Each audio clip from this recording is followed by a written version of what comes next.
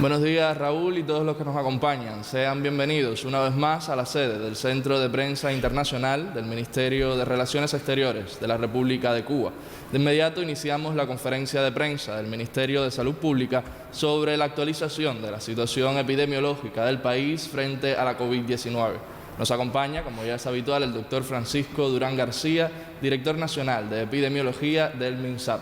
Doctor, buenos días. Buenos días a ustedes, a Raúl y a todas las personas que nos siguen todas las mañanas. Muy buenos días. Bueno, comenzamos la información con la siempre agradable noticia que por octavo día consecutivo no tenemos fallecidos por esta enfermedad en nuestro país. De todas formas, se mantienen ingresados en nuestros hospitales 556 pacientes, 305 sospechosos, confirmados 244 y en vigilancia 7.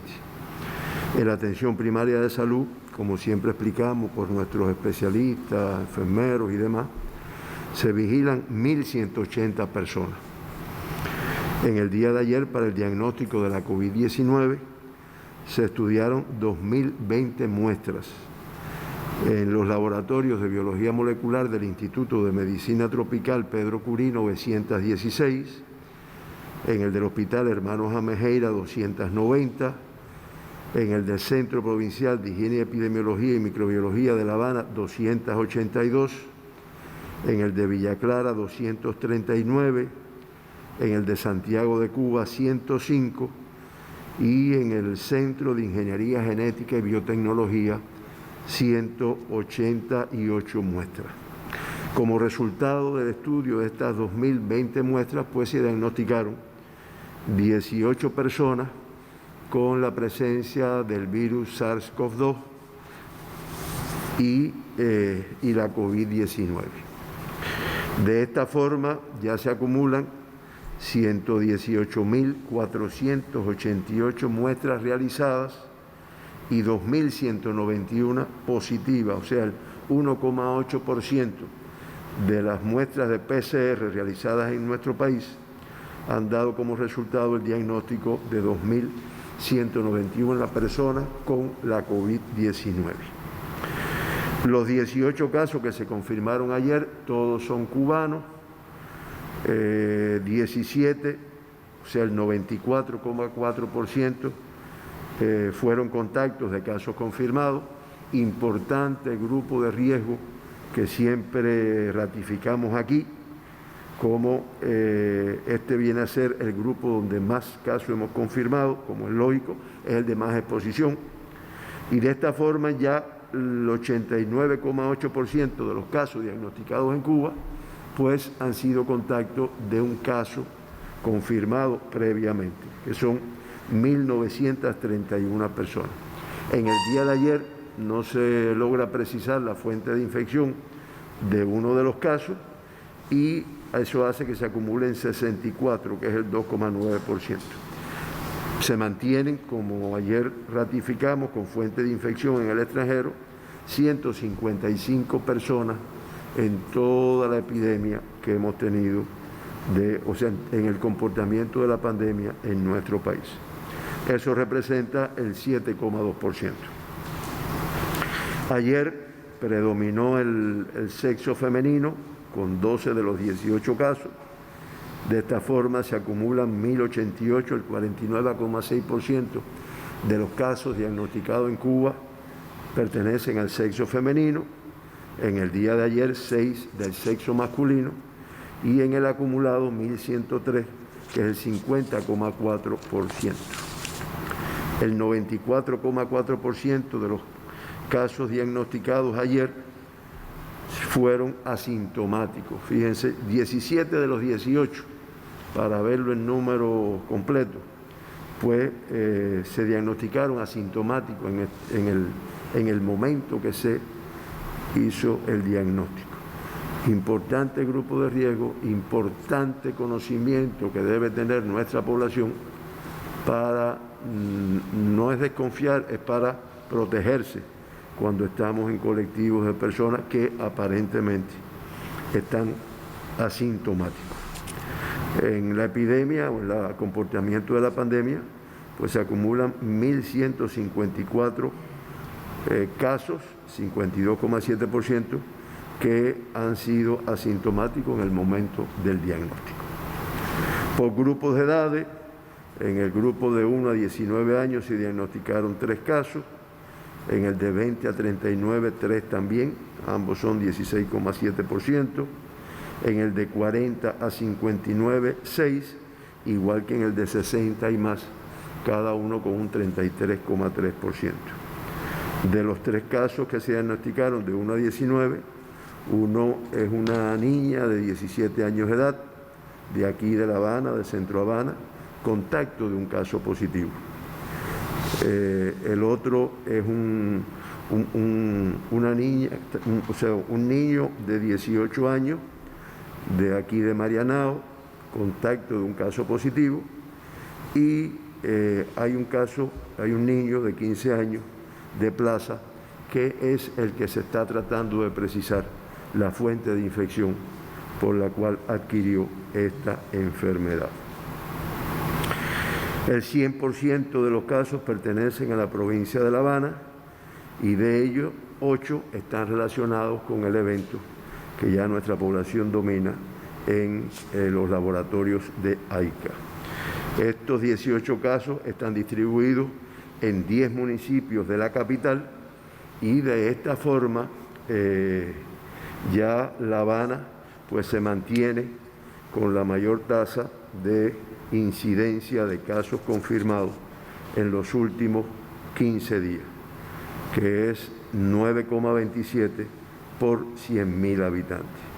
En segundo lugar, Matanzas con 2,36 y en tercer lugar, la provincia de Artemisa con una tasa de 0,97.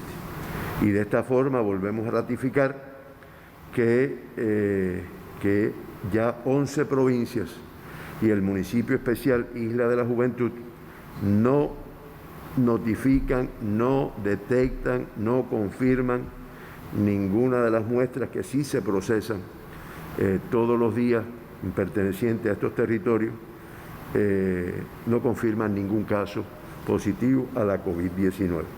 Pues me estoy refiriendo, como es natural, a Granma, a Ciego de Ávila, a Pinar del Río, a Mayabeque, a Villa Clara, Cienfuegos, Santi Espíritu, Camagüey, Las Tunas, Holguín, Santiago de Cuba, Guantánamo y el municipio especial Isla de la Juventud. Se incorpora a este pelotón la provincia de Ciego de Ávila. Bueno, esto hace que la letalidad, la tasa de incidencia de casos confirmados por 100.000 habitantes en Cuba sea de 1,96. De los 2.191 pacientes diagnosticados con la enfermedad, se mantienen activos, se mantienen ingresados, confirmados, 244. Siempre decimos que es bueno la información de que de estos 244, 241, o sea, el 98,8%, tienen una evolución clínica estable. Y siempre lamentamos el fallecimiento de 83 personas en nuestro país. Esto pues da una tasa de 3,78%. Cuba al igual que ayer, ocupa el lugar número 17 entre los países de la región de las Américas, y la región de las Américas con una letalidad de un 5,56%, hay 10 países que están por encima de esta tasa de letalidad. Siempre significamos las letalidades más altas en México, Canadá, Ecuador, Estados Unidos y un grupo de países de la región. Siempre mencionamos los 2 evacuados, las 7 altas en el día. Hoy se produjeron 7 altas, indicador que, como explicamos ayer, no es favorable en cuanto al número de casos que se ingresan. O sea, supera el número de ingresados o el número de confirmados con respecto a las altas. Esto es lógico, esto va en correspondencia con el periodo de evolución de los 14 días que tienen que estar los pacientes. Y con estas 7 altas ya se puede hablar de que de los 2.191 pacientes diagnosticados en Cuba, 1.862 se han recuperado. Estamos hablando del 85,07%. Se han recuperado, están de alta, o bien de alta clínica o bien de alta epidemiológica.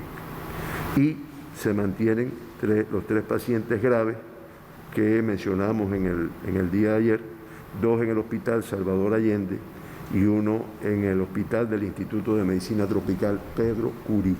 No tenemos pacientes críticos en el día de hoy. Hasta anoche a las 12 de la noche, 185 países se mantenían en el mundo con casos diagnosticados de COVID-19 y un acumulado impresionante de casos confirmados de 6.706.002 casos en el mundo. Solamente en un día se confirmaron 102.673 casos. Más llamativo el número de fallecidos, 2.981, para un acumulado de 394.713 casos que han fallecido por esta enfermedad en el mundo. Eso da una letalidad de un 5,89%. Este es el mundo. Ya nuestra región, la región de las Américas, con 3.206.492 casos confirmados. En el día de ayer confirmó 44.738. Representan el 47,82% del total de casos reportados en el mundo. Y en el día de ayer, en la región de las Américas, fallecieron 2.085 personas, lo cual hace un acumulado de 178.273 personas fallecidas y una letalidad, como habíamos dicho anteriormente, de 5,56%. Bueno, hasta aquí nuestra información de la situación en nuestro país, de la situación en el mundo, y creo que hoy sí hay unas cuantas preguntas que vamos a tratar de responder a todas las personas que nos siguen. Arriba, Héctor. Varias preguntas para hoy, doctor. La primera de Reuters, de Reino Unido, y dice lo siguiente: Cuba ha logrado en las últimas semanas disminuir considerablemente la tendencia de mortalidad por COVID. En su opinión, ¿qué elementos del protocolo médico utilizado en el país está contribuyendo a ese resultado? Bueno, esto es algo que ya lo hemos explicado anteriormente, ¿no? Yo creo que estos resultados están basados en nuestros protocolos de atención, están basados en el hecho de, primero importante, la detección temprana. Porque ya cuando usted detecta a la persona con varios días de evolución de la enfermedad, con varios días de síntomas, pues las posibilidades son disminuidas. Y la detección temprana se logra mediante el pesquisaje, mediante la búsqueda de casos, en grupos de riesgo e incluso en población, como manejamos en epidemiología, ¿no?, y en medicina, zonas silentes, zonas que no tienen casos y que de todas formas usted sabe que ha estado expuesta a determinados riesgos. Es importante que en Cuba no se espera a que la persona se diagnostique para empezar un conjunto de acciones terapéuticas.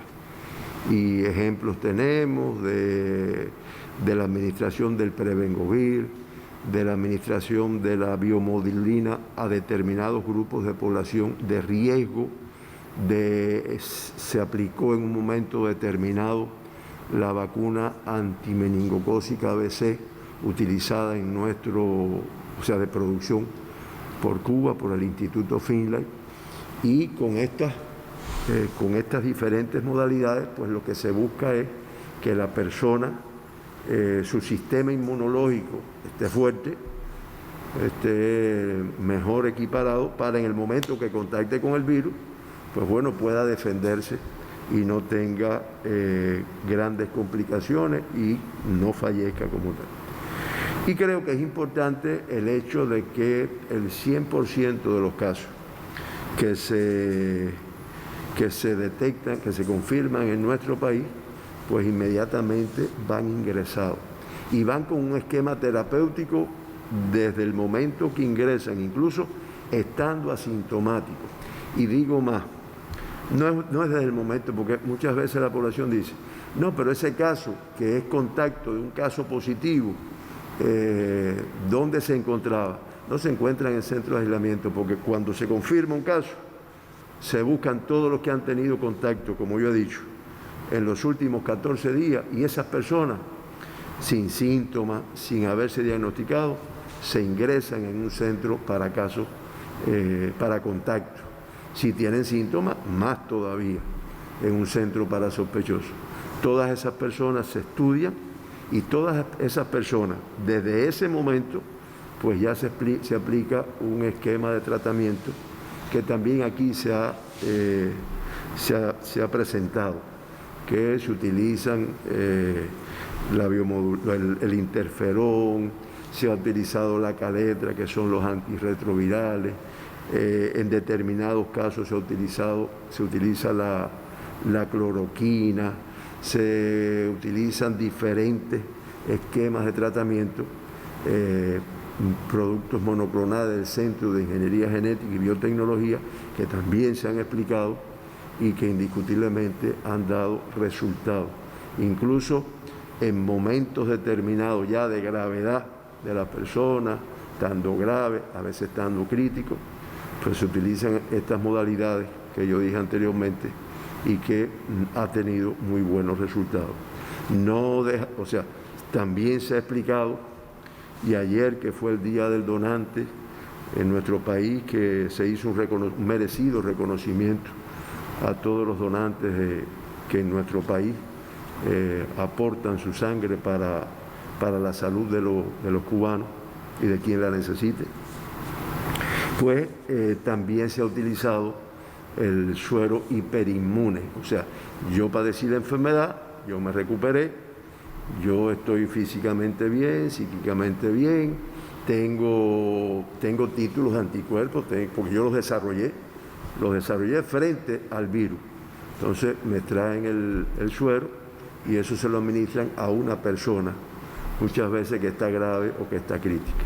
Y también, como creo que ayer se explicó y en otras ocasiones también, pues los resultados son muy buenos desde el punto de vista de disminuir la letalidad.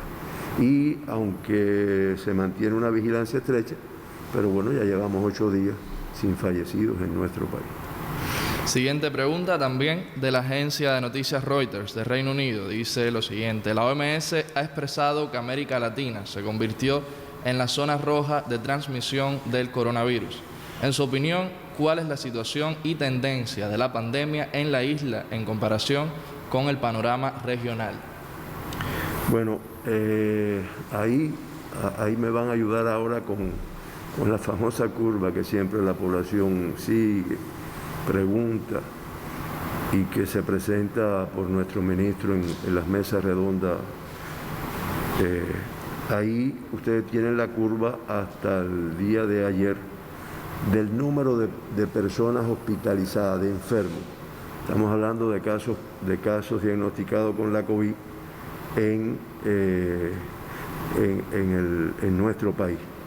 Fíjense que aunque nos mantenemos dentro del escenario favorable, como se llama, que es esa medio que azul que hay ahí, la verde es el escenario medio y la roja es el escenario crítico, nos mantenemos dentro de este, pero ya en los últimos días, con el número de casos que se han confirmado, y aquí cada día se ha explicado cuáles han sido los eventos, cuáles han sido los casos, y el número de casos, pues ustedes ven que nos estamos saliendo de la curva o del escenario favorable.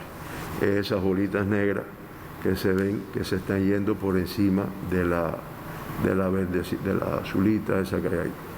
Yo digo esto y lo presento porque en manos de nosotros está que eso no ocurra y que volvamos a coger el rumbo del escenario favorable como veníamos teniendo, con las medidas que están planteadas. en nuestro país. Las medidas, por eso la población dice, bueno, pero si ya hay 11 provincias, el municipio especial, ¿por qué no se abren? No, se irán abriendo paulatinamente, pero siempre vamos a tener que tener un cuidado de una protección contra esta enfermedad.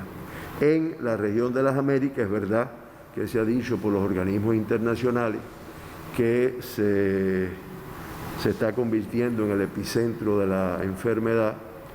Siempre se refieren a Brasil, pero y es posible. Nosotros, en el número de casos, este es el comportamiento. Y en el número de fallecidos, pues también explicamos anteriormente, lo explicamos todos los días, pues Cuba ocupa una posición, el 17º, o sea, el 17 lugar, en cuanto a la letalidad de nuestro país comparada con el resto del mundo. Por eso, seguimos trabajando con los aportes de los científicos. Creo que no se puede dejar de mencionar el colectivo de científicos de todo nuestro país, pues que se han puesto en función a punto de una partida, una decisión de nuestro viceprimer ministro, pues que se creara este grupo, y hemos estado al tanto de todos los medicamentos preventivos que se han ido aplicando en cada uno de los casos. Por eso creo que es justo un reconocimiento a este colectivo de Biocuba Pharma, que han ido aportando a los resultados de nuestro país. Es lo que pudiéramos, Héctor. Siguiente pregunta, un usuario de redes sociales. La provincia de Mayabeque mantiene desde hace casi 2 meses un único caso activo de COVID-19. Es una mujer mayor de edad y aunque se le hacen exámenes de PCR constantemente, sigue dando positivo al virus. ¿Qué tiempo puede permanecer el virus en una persona? ¿Es este caso frecuente o se trata de una excepción? Esto no es frecuente, aunque se ve. Y el porciento es todavía un poquito más en cuanto a positivo una vez más, positivo 2 veces más, después de transcurridos los 14 días, la evolución clínica favorable, y eso va un poco con lo que describe el mundo del comportamiento de la positividad de las personas, de la presencia del virus en la persona. Este caso, que ya está de alta, es verdad que estuvo más de 1 mes que no se lograba negativizar, a pesar que desde el punto de vista clínico tenía una evolución favorable. Y te reitero, son excepciones, pero se nos presenta. Hay una teoría que se ha explicado en el mundo de que estas personas que se mantienen positivas al PCR, que es la prueba confirmatoria de la COVID-19, por un periodo mayor de 14, de 15 días, no transmiten. Eso nosotros no hemos visto ningún artículo científico que diga es verdad que no transmite. Y de hecho nosotros pues los mantenemos ingresados, los mantenemos después un tiempo en vigilancia en su casa, con restricción de movimiento, porque se plantea que lo que queda es una fracción muerta del RNA del virus, y que eso es que hace que la prueba dé positivo. Acuérdense que estamos hablando de una enfermedad de 5 o 6 meses de evolución, desconocida, que se investiga, que se busca información para poder avalar esto que está aquí. Te reitero, en Cuba no es lo más frecuente, se nos han dado casos por una segunda ocasión, por una tercera ocasión, por cuarta ocasión, pero nosotros sí, de todas formas, ante la duda de si transmite o no transmite, pues nos mantenemos con una limitación de movimiento y con una atención por parte del personal de salud. Otro usuario de redes sociales nos pregunta lo siguiente: ¿cómo deberá vivir una persona de alto riesgo por sus patologías asociadas al levantarse las restricciones si se mantiene el peligro de la circulación del virus entre la población asintomática? ¿Tendrá que evitar los teatros, museos y actividades sociales en grupo? ¿Cómo se organizarán estas actividades y qué peligro implican para producir focos de contagio? Bueno, vamos a empezar por el final, o sea, ¿cómo se van a organizar estas actividades una vez que se decida que se empiecen a disminuir las medidas de restricción? En eso se trabaja y en su momento se le dará la información al pueblo como se hace siempre. Nosotros sí podemos decir que durante un tiempo que yo no podría definir, pues van a haber un grupo de medidas. No digo yo que en un momento determinado se abran los teatros, se abran actividades públicas, pero siempre se hará con el cuidado de que no haya una concentración de personas, siempre con un distanciamiento. Porque ¿qué tiempo va a durar la circulación de este virus en el mundo y en Cuba? Eso también es difícil. En Cuba trabajamos para eliminarlo. Lo que pasa es que el mundo no toca al mismo tiempo esta situación. Las personas con determinados riesgos, bien sea por la edad, bien sea por enfermedades asociadas, los que pasamos de 60 años, los que además somos hipertensos, los que también pueden tener una enfermedad cardiovascular, los que pueden tener una insuficiencia renal, una diabetes mellitus, una obesidad, que es un factor de riesgo que muchas veces los especialistas nos dicen que la mencionemos, pues indiscutiblemente tienen que llevar una vida normal, como siempre la deben de llevar, con un grupo de cuidados para protegerse de este y de otras agresiones que puedan existir, porque indiscutiblemente son personas que tienen un mayor riesgo al tener incluso a veces un sistema inmunológico que no les permite responder bien. Yo quería que me pusieran una ilustración de algo que me envió el doctor Pedro Masno, porque la gente dice, bueno, ¿y el nasobuco vino para quedarse? Bueno, en determinadas ocasiones el nasobuco va a haber que utilizarlo. ¿Durante qué tiempo? Un tiempo. Porque sobre todo en concentraciones, en actividades públicas que necesariamente lleven un grupo de personas. Ahí lo que se quiso demostrar es como una persona infectada, asintomática, se puso de ejemplo, ¿no? Que es, ustedes ven el porciento elevado que nosotros encontramos de asintomáticos, sin el nasobuco puesto, miren la cantidad de microgotas de saliva que emite. El tamaño de la bolita va con el tamaño de las microgotas, que algunas ya no son tan microgotas. Si usted está protegido, tiene una determinada protección. Pero indiscutiblemente miren en la parte de abajo cómo cuando se pone la persona infectada, que puede que no tenga síntomas, el nasobuco, pues disminuyen el número de microgotas de saliva que se emiten hacia el exterior. Pero fíjense que de todas formas, aún con nasobuco, y eso ahí se representa en la parte de abajo, se emiten algunas microgotas. Por lo tanto, no podemos confiar de que el otro lo tiene y yo no. O sea, lo va a tener que utilizar todas las personas, vaya. El que se supone que lo tenga y el que se supone que no lo tenga, para evitar. Y siempre con un distanciamiento. Ahí viene la importancia del distanciamiento. Además de que me pongo el nasobuco, pues estoy separado a una distancia que no me lleguen las microgotas de saliva. Y el objetivo de esto es llevar a la población la importancia de mantener estas medidas: distanciamiento y utilización del nasobuco. Héctor, apretaste hoy, ¿no? Tenemos una última pregunta todavía, doctor. Un ciudadano al correo COVID-19 pregunta lo siguiente: ¿sería posible realizar en los aeropuertos estudios suma a los viajeros que llegan para saber a quién indicar posteriormente PCR en tiempo real y así evitar la introducción de la enfermedad? Sí, es posible.